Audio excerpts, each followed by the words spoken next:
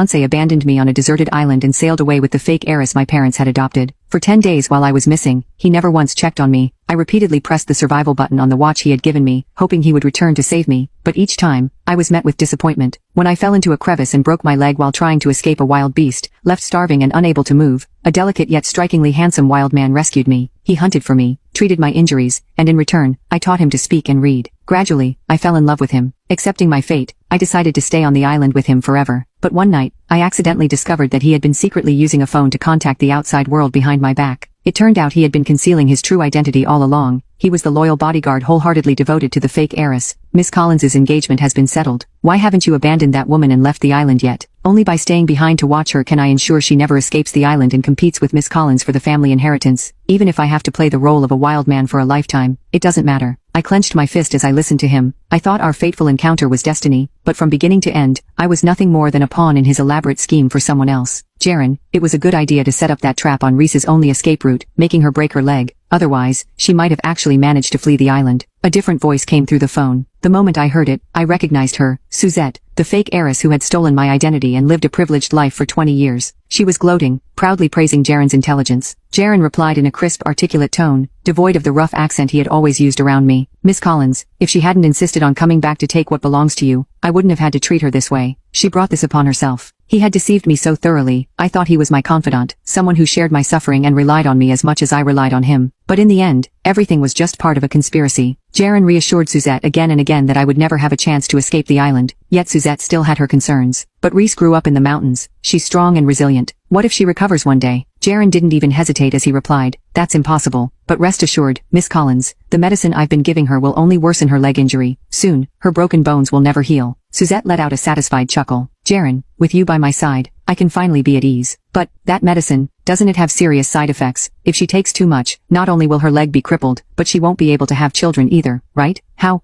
could this be? Just last night, he held me close, whispering about having children together. He had talked about turning this desolate island into a real home, where we would raise a family and build a future. But the moment I turned my back, he was